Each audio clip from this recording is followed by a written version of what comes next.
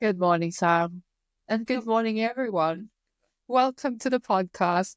It is very early in Australia. Sam got up at 4:30 this morning just to be here with me because I'm having a bit of a hard time with it with our family.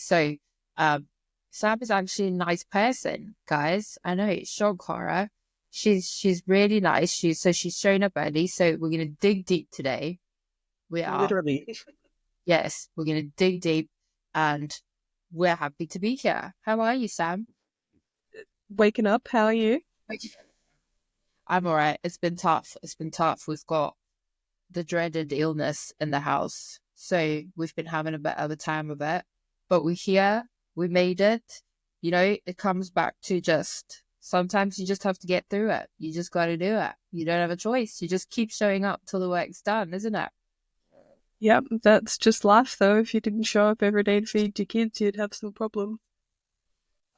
I mean, I think that's illegal, but Yes, I'm pretty sure. child work. Um, what I did want to chat about is while I've been going through it and like things are a bit tough at the minute because I don't really have any help. Martin is kind of has the worst of it, so he's not really well. So I've been having to do all the kids stuff and the house stuff, and I've also kept the business going because that's pretty important to me. Is during this time I've been watching a lot of YouTube. I like a bit of background noise. I'm not really one for silence. Silence doesn't work for me, which is why every time there's a bit of silence in this podcast, I fill it with anything I can come up with. That is, Conspiracy theories.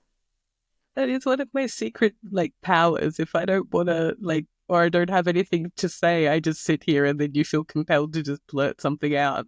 It's She does it fantastic. on purpose, though. I She do. does it sometimes she'll say something completely wacky and she'll just sit there and stare at me because she knows I have to say, like, I can't stand it. I can't stand Or this.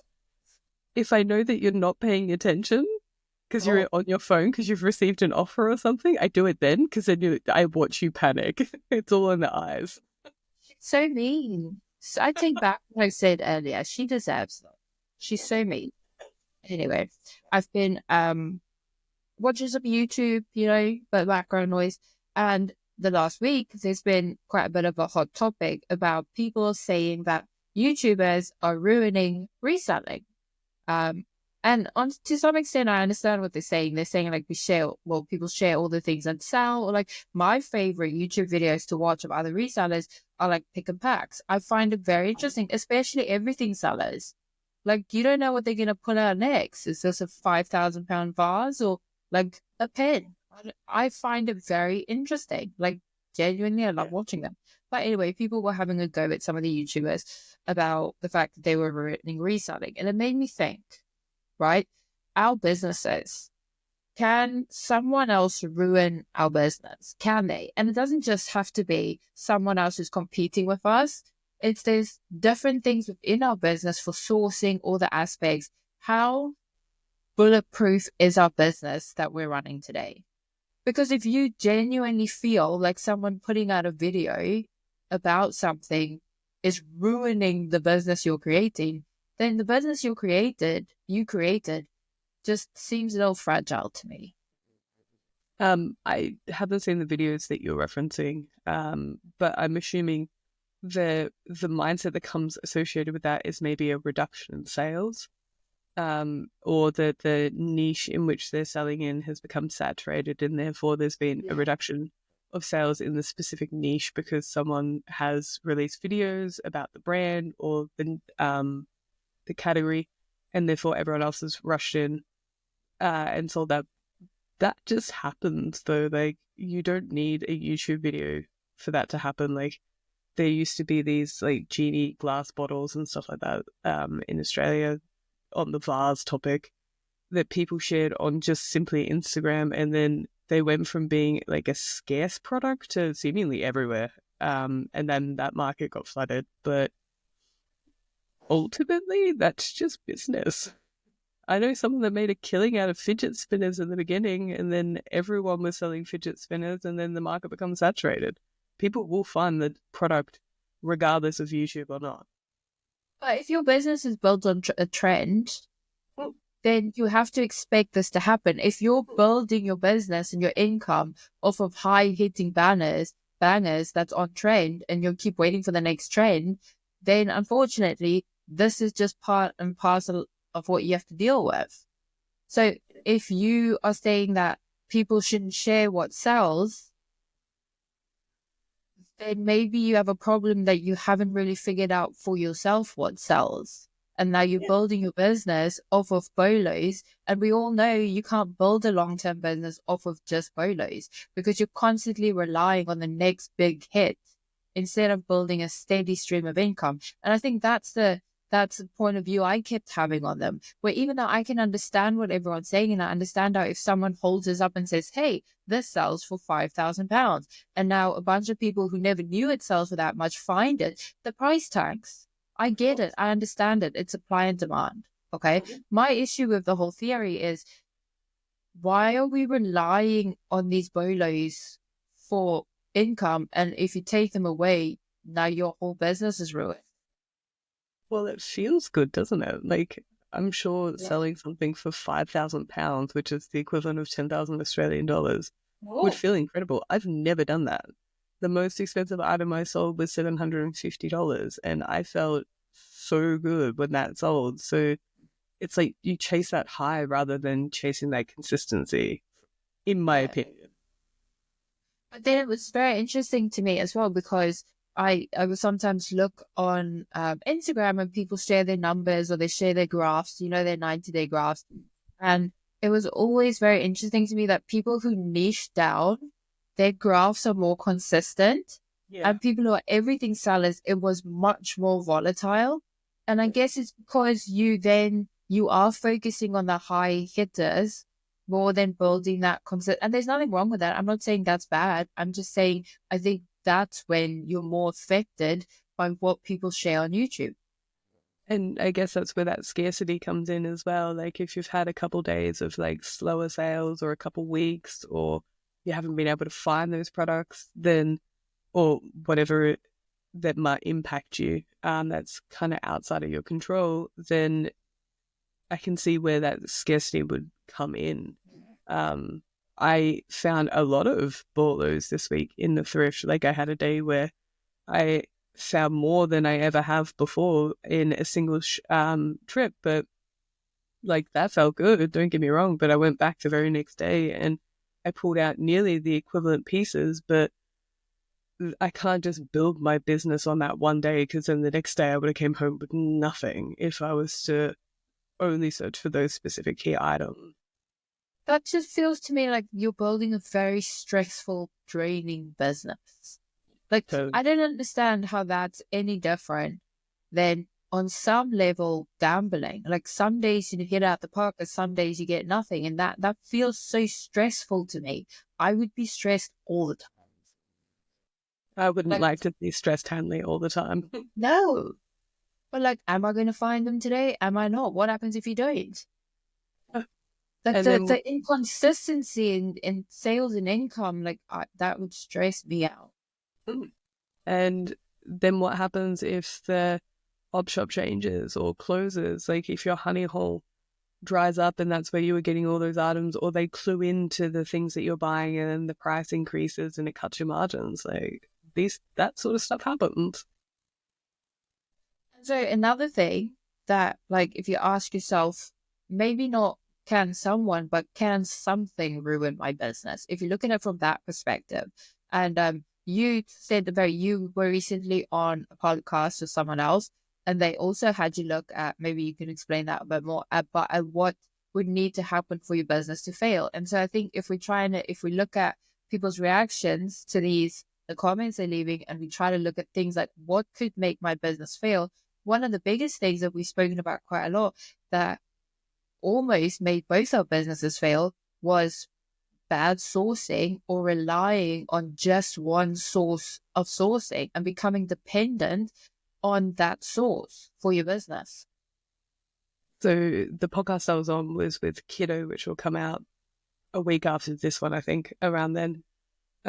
So shout out to Kiddo. And he got me to do what's called an inversion exercise, which is, instead of looking at like the problem in the positive, so like, what can you do to guarantee that you'll succeed as a reseller? He got me to look at what you could guarantee to do to make you fail as a reseller. And then obviously the principle is just simply don't do those things. And one of them is becoming, in my opinion, tied into only one source of stock. And obviously that's a risk for me here, because I've got one op shop. And I was speaking to the manager the other day and she's about ready to quit. So then what happens? Like, do I become the op shop manager? Not a chance. But, well, I can't, because the contract would state that I can't sell. Yeah. So that would become complicated. But the manager quit like a year and a half ago, and I thought the same thing. And then the next manager came in and was like, yeah, cool, we can keep doing the same deal. I don't care. It depends on how you approach the situation. I think often, and even me earlier on, was always hoping for that one contact, that one network, that one deal's going to unlock it all for sourcing. Everyone's chasing that one person. And then I learned having one person is actually very detrimental to your business. Because all you're then, basically, you now make yourself an employee of that person. You become so dependent on them. You become so reliant on them that their actions directly affect your income. And if you're ever in that situation, then you are no longer a business owner. You're an employee. Yes. And like, what if that person goes away on holidays for 2-3 weeks? Then where are you going to get your stock from? Or if something happens and they have to close the store, or in your instance, where you get yours from? Like, what if the dealership closes up? Like, there's factors then that are outside of your control if you're only reliant on that one. So, for example, in March, my op shop manager is actually going on holidays, so the store will be closed. And because of who I am, I was like, can I have the keys? And I'll just keep coming in and sorting stuff. And she was like, yeah, sure, I don't care. But that could have like disrupted my entire business. I would have had to have gone and found additional sources of stock or overbought to be able to try and cover that. And then I'm spending more time sourcing than I am listing. And then it becomes a stressor because I am so reliant on that one single point. And I'm acutely aware of the fact that that's not an easy fix for me. So I have been looking at alternative ways to be able to get things that aren't necessarily just here. Yes. I think it's very dangerous to become complacent when you have a good thing going. And I think that's the biggest mistake you can make. We must always, at all times, try to diversify the way we source, diversify how we sell our products, diversify how we create more income through the money we get. I think diversifying has, especially over the last 5 months, as I've like furthered my education in business, it's just a word that comes up in every single book I read, every single podcast I listen to, every single conversation I have. That word is just, it's in every single facet of your business. Of course, yeah. The thing that you said about comfort, like we were talking about that this week in a different context about like when you get to a certain level, it is very easy to be able to become comfortable where you are because like all of your bills are getting done and you're seemingly slightly above maybe where your peers are or those sorts of things. And so it's hard to then be inspired to keep pushing to that next level to diversify and find new income streams and to just essentially knock it out the park. So I think being comfortable is like a detriment in many facets to our business. Yes. And yet it's the dream we're all constantly being sold. Of course. Yes. And isn't that crazy? So after our conversation, I made a list. I made a list of places where I'm comfortable. Oh, okay. Hit me. One of them was when I have enough. And I don't mean enough as in the worldly sense. I mean when, like now and for the last couple of years, when I'm no longer worried or like I put my head on my pillow at night and I don't have to worry about my bills being paid. Yeah. It is a nice feeling. It is really nice, but it's also very what's the word? It'll get you. Like, it'll get you in that space where all of a sudden you lose urgency, you lose rush. And then people are going to say you should enjoy life. I'm not saying don't enjoy life.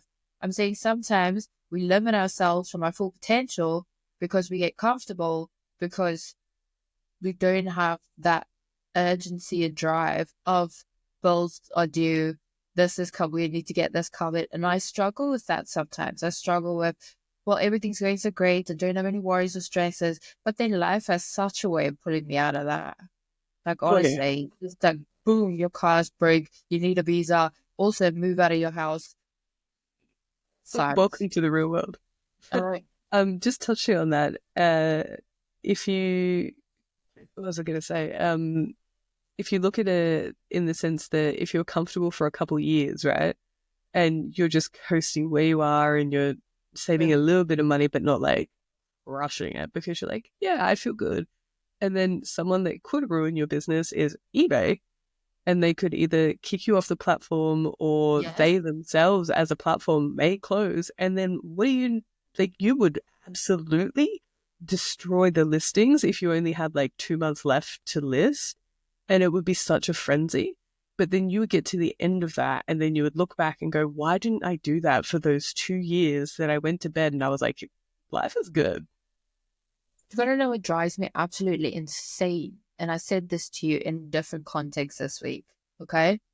Is when we can work hard, when we have the time to work hard, when we don't have the responsibilities that prevent us from working hard, then we want to sit and think of all the ways in which we could actually be comfortable and do nothing. And then when the dilemma hits the fan, dilemma is not the word, insert here, hits the fan, then all of a sudden we're panicked and we're stressed and we're freaking out and we're like, when actually we could just put in the work when you can. Put in the work when you can. And then when the dilemma hits, you don't need to stress.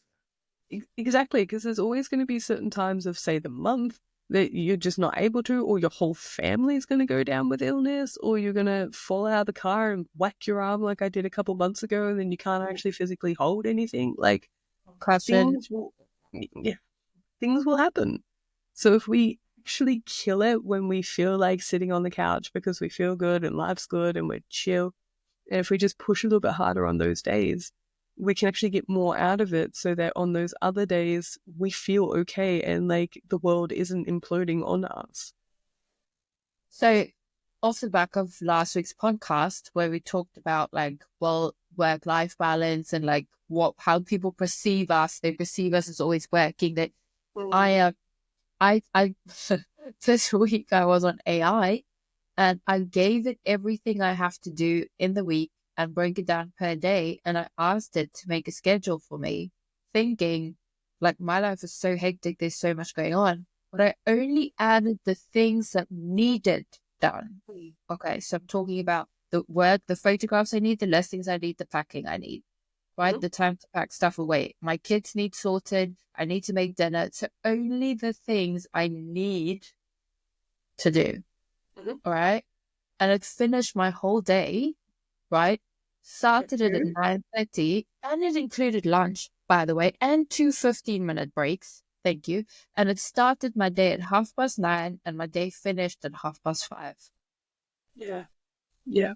It's amazing, right? Because if a computer can assess that if you didn't waste time, which we're all guilty of doing, that you would be finished ahead so much more. Because computers don't think with feelings. They just took the facts and said, here's the facts of what you need to do. Here's 2 15-minute breaks and a half an hour lunch. Here's your day. There you go. They don't factor in like, but maybe I feel like doing this. Maybe I don't feel like doing this. Maybe I want to procrastinate. Maybe I don't. They just give you the facts. And I was absolutely blown away at how achievable it actually was. Yeah. Now you just got to replicate it. So you're going to try and follow suggests. Okay. So I wanted to start, but then everyone got really sick.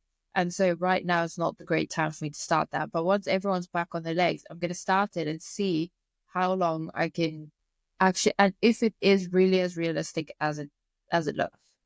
Okay, so you're going to have to do that, and then you're going to have to report back for everyone. to see if Yes. AI was correct. I just find it so fascinating that if you take the facts of your day, it's actually very achievable. We stand in our own way. And that brings me to the next thing that could ruin our business is you. Oh, well, that's the number one. Yeah, that's always going to be the number one. Mm. So, Also having sorry, like what we were saying about the YouTube, if you have a scarcity mindset about your business, that will limit you so much. If you're constantly living in fear that there's not enough out there, and this is a conversation that I know that Arwen had a lot with Tech and Sports in when he was there and their conversations, and something that Arwen brought back from America was that in the UK, we seem to have such a scarcity mindset. Like we seem to think our island is so tiny, so that must mean that there's not enough for everyone. yes. If anyone can say that they should have a scarcity mindset, I'm going to take that flag, because I live in the middle of nowhere and I have 22,000 people that are the population of the town, and the next closest major city is like 1,500 kilometers away. Like there is no shortage of profitable products anywhere in the world. Like I can guarantee, hand on heart, say that. Like the stuff that I pull out of here, I sent some photos to Gay of some of the stuff that I got out of on Friday, so today's Sunday. And she was like, "Oh, I've never found that here." I was like, "Well, if it's here, it's guaranteed to be where you are. It can't not be. I live in the ghetto. Like, Yeah. so it's out there. We just don't find it." Do we also use that as an excuse sometimes? Like, I have. Mm-hmm. yeah, so have I. That's what I'm saying. Like, many a times I've been capable of doing more, but I convinced myself it's not possible. Yeah, of course. And if you, I guess, look at the inversion thing that Kiddo got me to do and say, what are the characteristics that you see of other people that have made them not be successful and have to close up their business? Then if you go, okay, if I don't apply those characteristics to, I mean, it's hard to say don't apply those characteristics to your personality, but if you work to overcome some of those more negative attributes and look to the more like problem solving, positive like mindset, like there has to be a solution to the problem. There's solutions to everything. We just have to find them. I think it's also a case of who, again, it comes back to what do you consume the most? If what I consume in the conversations I have, the people I'm around, what I watch on YouTube, what I watch on the TV, if that's constantly promoting that kind of mindset, or, if I'm constantly watching things or taking in conversations of people who don't have the same level of goals that I am, it's very easy to feel like you're accomplishing enough. Yeah, that's what we're talking about. Yeah. Yeah. So when you compare yourself, so there's people that do have full-time jobs and do reselling part-time, and they do amazingly well. They love their full-time job. They do. One of them is Money Mental, UK, Andrew. So he has a great job, and he does part-time eBay, but I think he's currently doing like 20 listings a day on eBay, and he's absolutely killing that. You don't have to do a lot. You just have to find the right product. That's it. And we said that before, like it comes back to your product knowledge. Because education is something, that's where I was going with this. Education is something that overcomes the scarcity mindset. You might think there's not enough product out there because, one, I haven't figured out where all the product is. Number two, I haven't put in the right effort to find the product. So it's not that the product isn't there. It's just that, one, I don't know about it. Two, I wouldn't know even if I saw it. Like if I don't realize what it is, how am I going to find it? Yeah. And so what do you suggest to educate yourself? That's so hard because like car parts is different than clothing. Like for clothing, you guys need to know brands and stuff. Do you know what I mean? Like everybody knows the car brands. There's not some secret. There's not some secret car brand that no one's heard about that sells for £5,000. Like, do you know what I mean? Yeah. Yeah, that's true. For me, the biggest thing I can unlock for my sector is the where. Where is the product, not what is the product. Where is it? Where for you guys can constantly every day learn new brands and unlock what it is. You might be right now looking past the brand that you haven't unlocked yet. I literally last year had that moment where I had been sourcing that day. I got home and I was on Instagram and I saw on someone else's stories that they had found that, like, a particular brand. I can't even pronounce it to be able to. It starts with A and it has a Q in it. And they were like, "Oh, here's the comp for this item," and I was like, I literally passed on that because I thought it was cheap, like a cheap import brand. And so then I had to race back out there and hope that it was still there because my knowledge wasn't good enough to know that that brand sold for like $150. That's my fault. I passed on that. And it was still there, which I was very grateful for. But how many other times had I passed on it? But what if we don't just rely on other people's knowledge to get ahead? What if we're hungry for our own knowledge? What if we create paths to our own knowledge? What if we, I don't know how you guys do it in clothing, but for me, it's the type of networking they do, the type of ways I get out there. But if other people sharing knowledge has the capability of causing reduced sales in your business, then you're not putting in enough effort to get your own knowledge. Yeah. And I mean, how hard is it to go into eBay and just type in, say, shirt, and then go into the solds and just scroll? Like, it's not even that you learn brands, like you learn what colors and sizes sell better for clothing, and even fabric content. Like, there is nuances within like brands and like even niches. And if I'm going to pick up something that's going to sell 3 to 4 times faster in the same brand than, I don't know, just an all black one just because there's a black thing next to me, I would rather pick up the thing that's going to sell 3 to 4 times faster and spend my money there, because then I'm going to get the money back much faster. That's fair. I think another thing that could ruin my business, again, me, is if I'm living a life that my business cannot sustain. Oh, I've done that too. Yeah, I've had the incremental creep of lifestyle. And it doesn't just happen one day. Like, it's the little things you add here and there, and like these things become the norm, and then the norm gets upgraded. And then before you know it, you can say you're not increasing your lifestyle, but you are. And then because you're increasing your lifestyle and you're busy with this, you're taking time away from the business. And then the imbalance start to happen, right? The income and outgoings.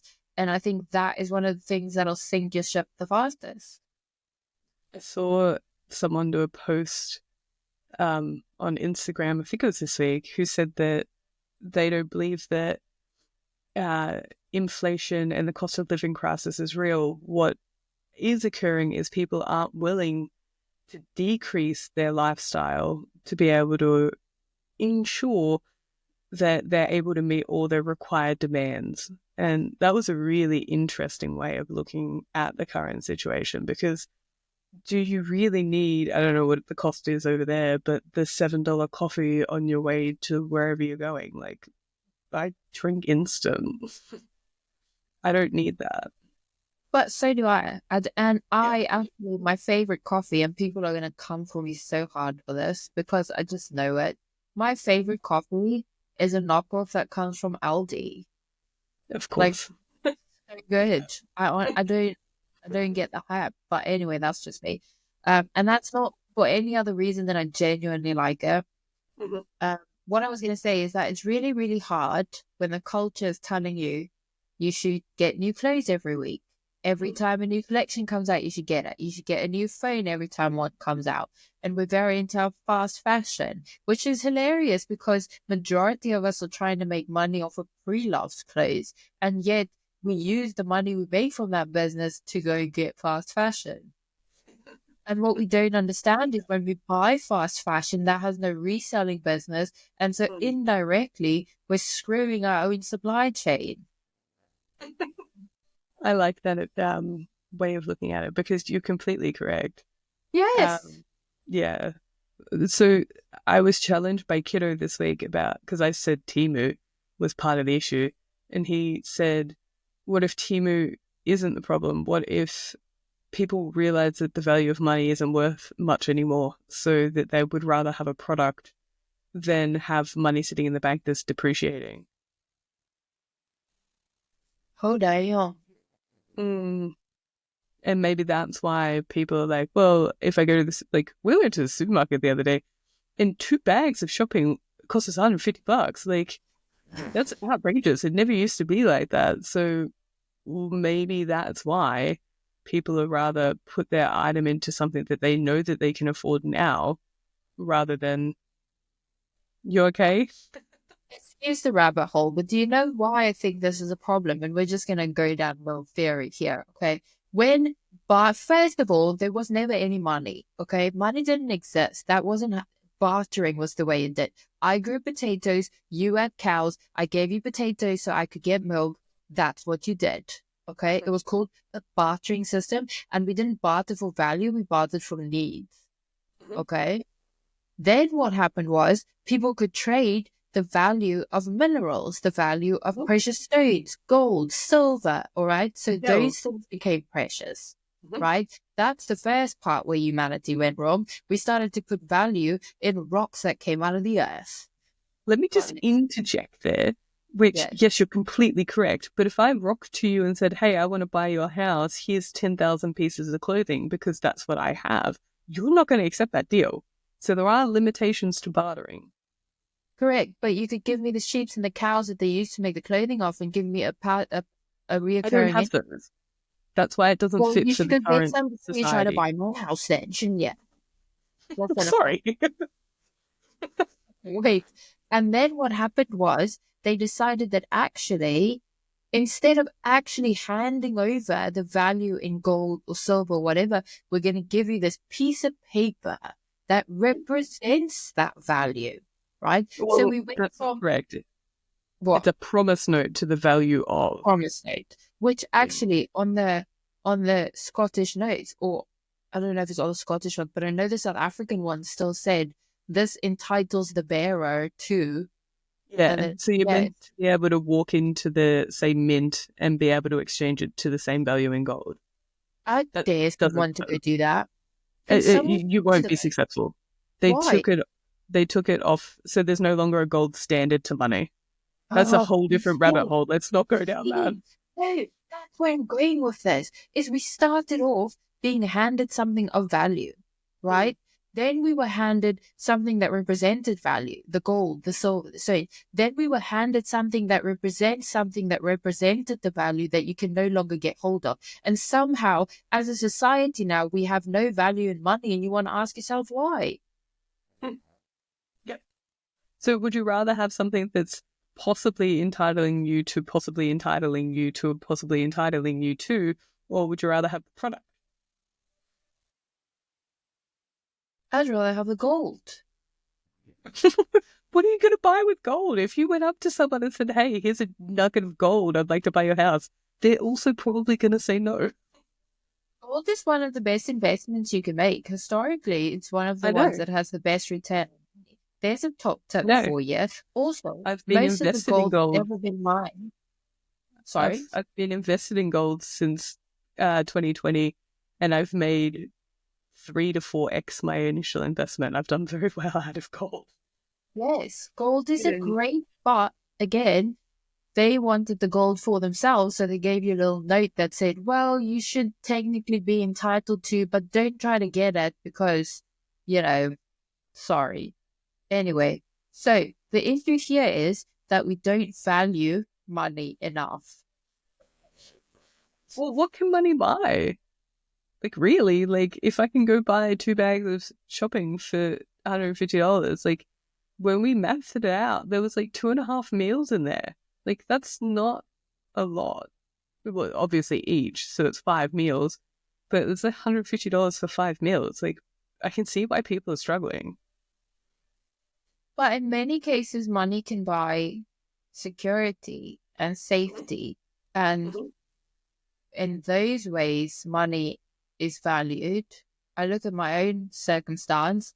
I need money to buy my visa to be able to live in this country with my children and my family. Do you know what I mean? The cost of that is actually wild. And the fact that you have to keep doing that, it's a recurring cost, blows my mind, despite being married to a Scotsman. But I still don't understand that. I calculated the amount of money I've paid to immigration. And do you know what a nice boat I could have bought?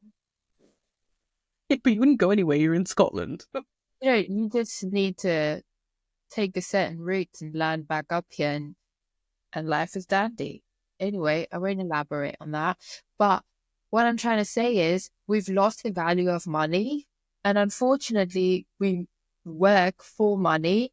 And so because we've lost the value of money, we've also stopped putting value behind effort and work ethic and showing up and building something. And because what do you get for it? What's the point? I hear that all the time. What's the point of working? What's the point? Well, to get money. What's the point of money if we're willing to just waste it on everything? So I understand the connection that people then make. And so somehow now working and making effort and, earning things isn't as valuable as it used to be. And if you kind of go into that a little bit deeper, so like you're working to earn the money to be comfortable, to be able to buy what you want, or you don't have the money and therefore it doesn't, like, there's no like value assigned to it. So it's kind of like both ways. It's difficult, if that makes sense. Like one way is you're comfortable and one way is like, man, it doesn't really matter. And both of them can lead you to the same mental outcome of not, I guess, desiring more, if that makes sense. Yes. It's never ending though. I think if that's what really drives you, and I'll say like if money is what really drives you, there's no end in sight for you. If you're sitting here right now and your complete and total end goal is money and you're chasing actual money, I would implore you to go do some soul searching or self-looking, because if that's your goal, I'm going to tell you now, your life is going to be an ongoing race to nowhere because you'll never be satisfied.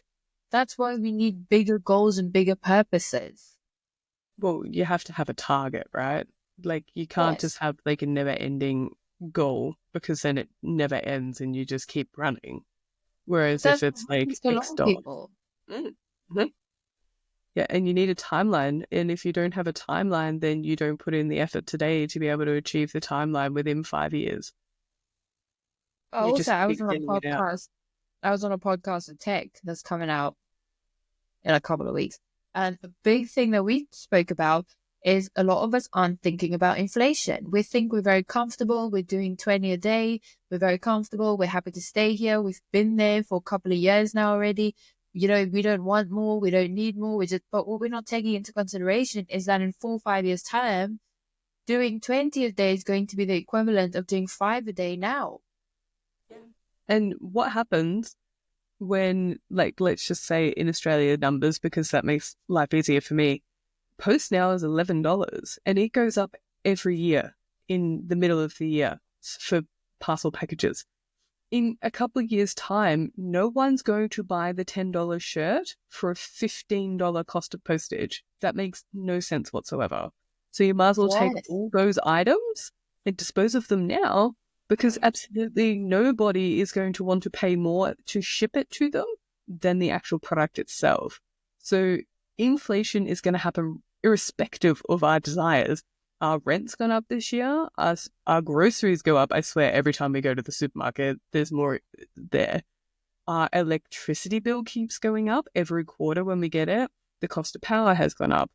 If I'm not doing more, or at least expanding my knowledge to be able to either source better quality products and price them at a higher price because I know the niches within the niches, then I will be out of business and I will have no money in my bank account because I haven't done enough to course correct on that. That's insane because I never even thought about the fact that inflation will make certain things obsolete. It has to. You're not going to pay $15 to post something that costs 10. That's just outrageous. I wouldn't do that. And so if you're not improving, and it comes back to the education, and if you're not constantly lifting like the mark you're at, you're eventually going to end up with a store full of items that are obsolete. It would just be bricks. Yeah. You might have the occasional person come along and buy like a handful of them to get them shipped in the same parcel. But that's the outlier. You're not just going to be able to list those $10 products. I don't know what the post is in the UK or how the pricing goes up, but it's almost guaranteed that in the next 2 years on eBay AU, people won't pay that because it's already $11 to ship it now. That's insane. I never even thought about that. Well, I think about that all the time when I'm buying things at the op shop. Because I'm like, oh, I used to pick you up, but now it costs more to ship you than it does to actually list you, and no one's going to buy you, so I just throw it to the side. Yeah, I've actually lost 3, 4, 5 brands that I used to pick up that now I can't. I'm literally, as I'm going back through the shed at the moment, just delisting them as I go. Because they will not sell. They're just bricks. That's insane. But then, if that product, just to go a little step further, if that product's resale value is less than, say, $10 or $10 even, then that brand itself is not a desirable brand, right? So then in the first instance, the product being sold new in store is probably not a high value item. So then they're discounting it to say a reduced price to be able to get out the door. It's likely that that company itself will then fold because the company can't raise its prices because they're already capped that's the market price for them. And with their rents going up and posts going up and all those sorts of things, manufacturing costs, etc., those companies will fold. So they won't exist anyway. Just, you can't afford to be comfortable in your business. You have to keep adapting, leveling up, learning, even if your aim is to stay the same. Yeah. Even if you just want the same amount of money coming out each week, yeah, you have to be better. The £10,000 you made last year this year doesn't have the same buying power as the £10,000 you made last year. Do you realize that? Definitely not. Like, it's gone down by, I want to say, about an average of 30% in Australia. So that, put that in perspective, if it's £10,000 or dollars that you could buy last year, you can buy the equivalent of £6,500 or dollars worth of stuff now. Which is why I'm coming back to the conversation about products.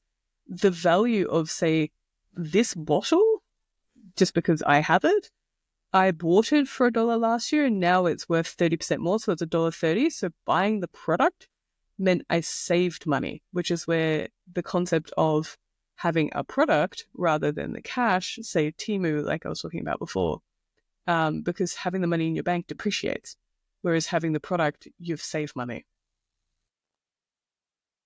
That's crazy. So basically, to stay the same, you need to improve by at least 30% a year. Well, inflation's never been this bad, but yeah, you need, if you want to stay the same, you need to do 20%. Sorry? Is it going to get any better? No, I don't think so. I think it's going to get worse, but I don't want to be all doom and gloom. I think every year you need to do at least 20% more just to cover everything that goes up. Like, thrift store prices are still going up. The cost of postage is going to go up every year. Like, my rent went up. Everything's going to keep going up.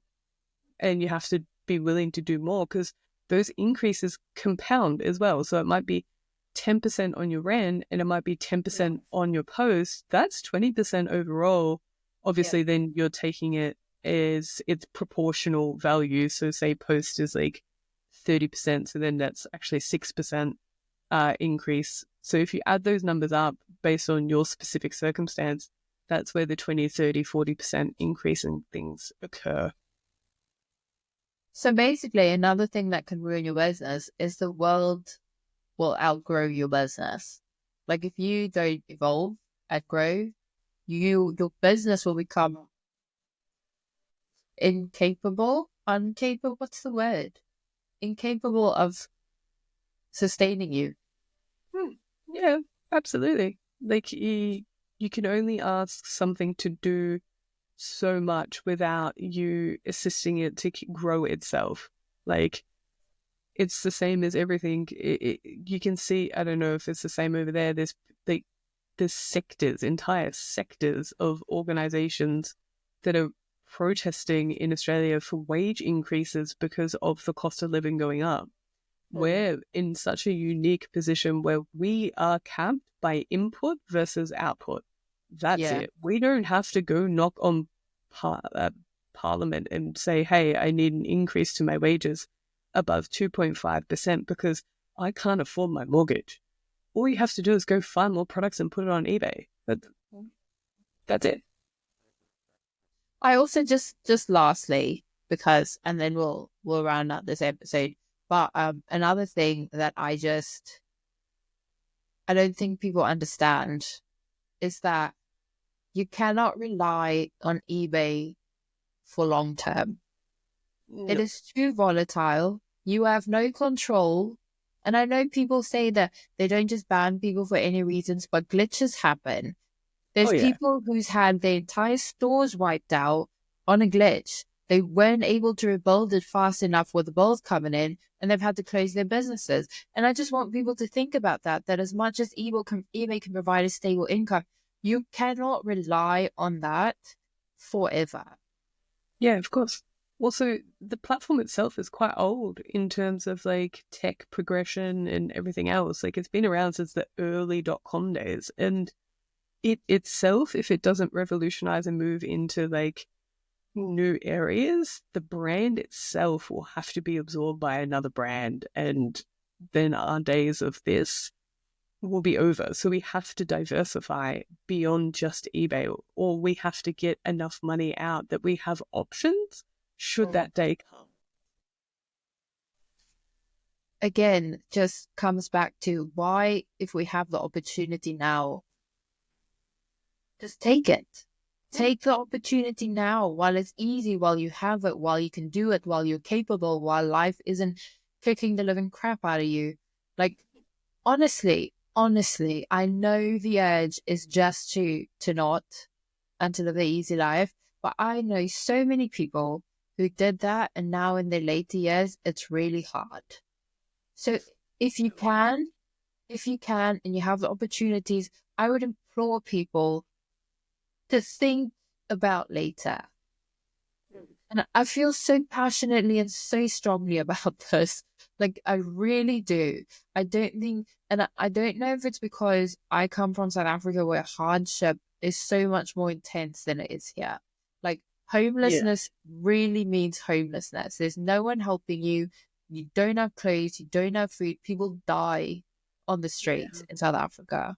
All right. There's no emergency housing or benefits or like, I feel so passionately about if you have an opportunity and you are capable, don't let that go to waste. Because there's so many people who would die to have this opportunity. Not to be dramatic, folks, but go get them. That's not dramatic. That's just life. That's reality of not growing up in the Western world. Yeah. And so I think if we can consider all these things, and I think we've kind of stuck to the topic of what or who can ruin our business, is I think a lot of these things is education, being aware, being willing, and diversifying. Believing that you can, like Yes. you can do this. Anyone can do this. There's no barrier to entry. You just got to try. If Sam can wake up at 4:30 in the morning to have an in-depth conversation with me, who's been up thinking about this all day, then you guys can go get out there and kill the day. Yeah. Yes. Have Let's a do good this. one. Thank you for watching. Bye-bye. Bye.